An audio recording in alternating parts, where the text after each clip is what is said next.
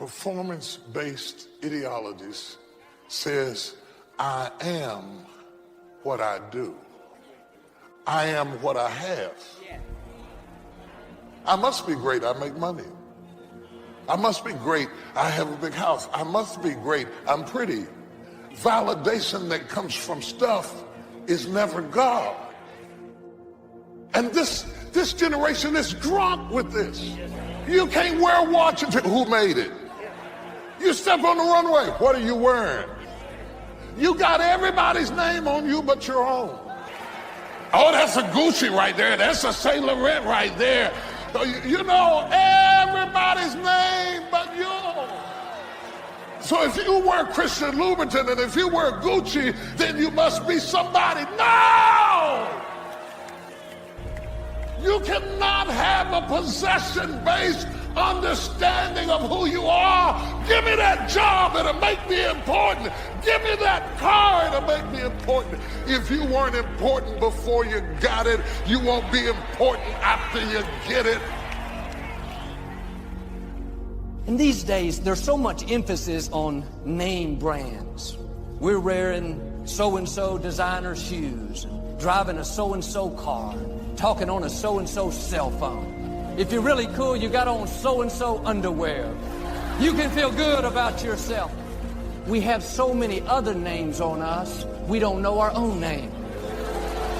We're counting on all the name brands to make us feel important. Can I tell you, your name is more important than all those names combined? The difference between you and a name brand is God breathed his life into you. You're a son, you're a daughter of the Most High God. And there's nothing wrong with owning it, driving it, wearing it, but don't let it be the reason you feel good about who you are. If you live possession-based, you have to run from name to name. That's going to wear you out. Why don't you relax? You can't get any more valuable. Whether you're wearing Gucci or Goodwill, whether it's Calvin Klein or Fruit of the Loom, your value never changes. I went to the sporting goods store the other day to buy some new t-shirts to work out in, and practically every one had the manufacturer's name on the front in bold letters. I thought to myself, you want me to buy your shirt and then go around as a billboard for you? Do you need somebody else's name to make you feel good about yourself? Or can you say like Jesus, I don't have to have popularity, possessions, or performance to feel good about myself. I am secure in who I am. Let's go a little deeper. Let's go a little deeper. If enough people like me, then I am. How many people following you on Twitter? I got to get my following up. Let me show you how many people follow me. Do you know Bishop started following? Girl, Bishop followed me. So I am because of who follows me, who likes me. Performance-based identity. If you base your value on people's support, how much they approve you, then if for some reason they stop doing that, you'll feel devalued. People are funny. They'll say you're beautiful one day and I don't care for you the next. If you don't know who you are without them, then if they leave, you'll be lost. You'll try to find somebody else to tell you who you are. Let your Heavenly Father tell you who you are. Get your value, your approval from Him. He says you're a masterpiece. Somebody may have told you the opposite. Let that go in one ear and out the other. They don't determine your value. Quit letting how people treat you make you feel inferior. Your value came from your Creator, from the God who spoke worlds into existence. You are blue chip stock. If you think of yourself as a blue chip stock, how can they downgrade you? You can't downgrade me. So what does it matter to me what they do? Too often we base our value on how someone is treating us, how successful we are. The problem is all of those things can change. If you're basing your value off of your achievements, how much you make, what you drive, then if something happens and you don't have that position, then your value will go down. And some people don't feel good about themselves. They're not where they thought they would be. They're basing their value on their performance. Here's the key. How someone treats you doesn't change your value. What they say or do doesn't lessen who you are. You can buy a bigger house, drive a better car, but that doesn't make you any more valuable. You were already valuable when you had the small apartment and no title behind your name. You can be a stay-at-home mom raising your children. You may not have the influence of the CEO, but you have the same value. Your value comes from your Creator. You have royalty in your blood. But the enemy works overtime trying to devalue us, comparing your life to somebody else's, thinking you'll feel good about yourself when you catch up to them. But nothing you do will make you any more valuable. You are valuable right now. You weren't mass-produced. God made you unique. Start carrying yourself with confidence. You have been fearfully and wonderfully made. Jesus was led by the Spirit into the desert. He'd been out there for 40 days and hadn't eaten anything. The enemy said to him, "If you're the Son of God, turn these stones into bread." He was trying to make his value be based on his performance. Jesus wouldn't do it. He said, "Man doesn't live by bread alone." He was saying, in effect, I don't have to do anything to prove who I am. The enemy couldn't deceive him into getting his value out of being performance-based, so he tried possession-based. Showed him all the kingdoms of the world. He said, "You can have it all if you'll just bow down and worship me." Jesus said, "No thanks."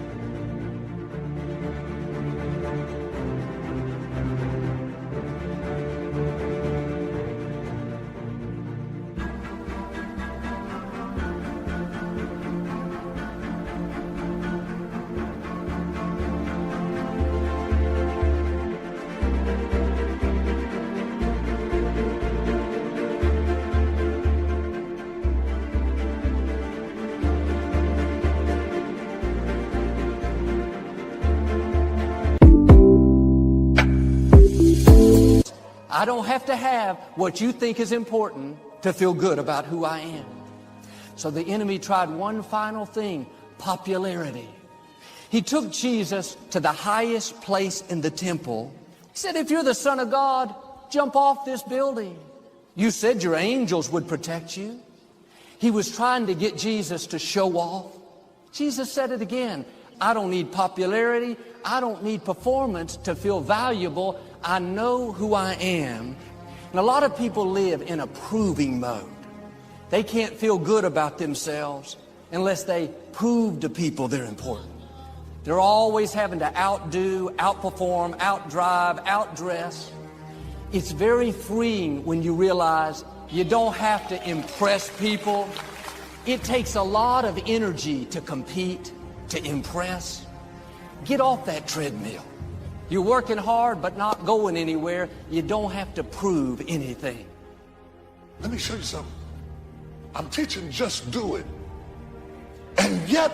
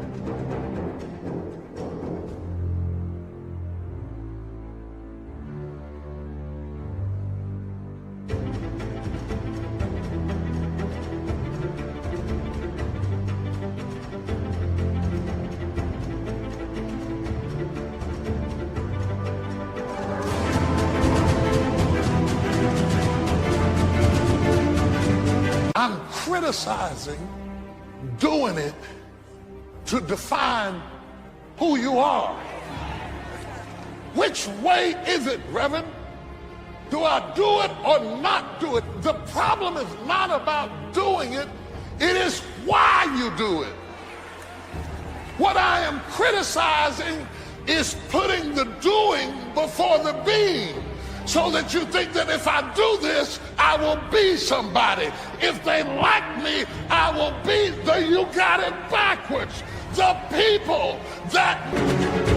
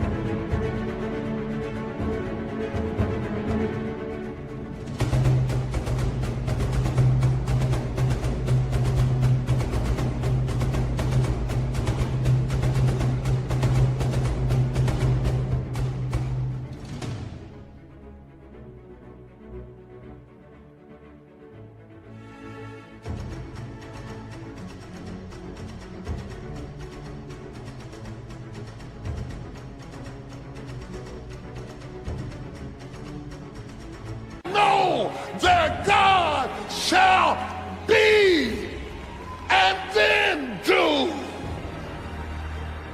Because you are who you are,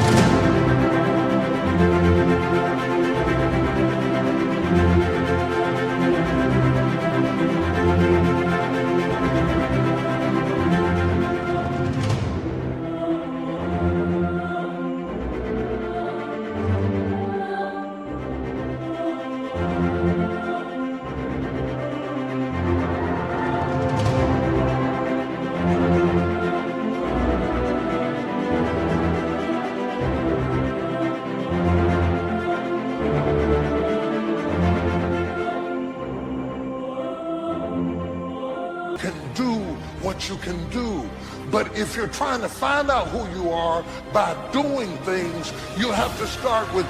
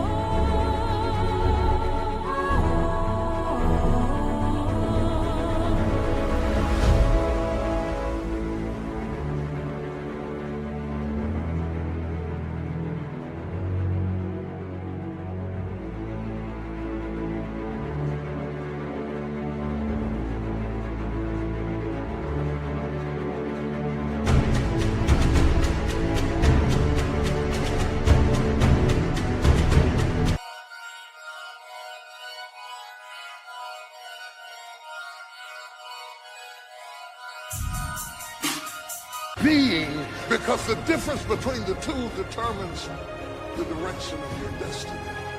If you're always seeking a certain status to validate who you are, you're never going to have peace. You can't climb up to find yourself. You have to find yourself so you can climb up.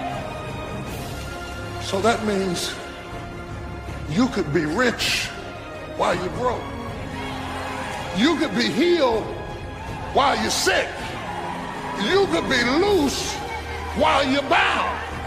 It does not yet appear what you shall be, but you got to be it before you can get it.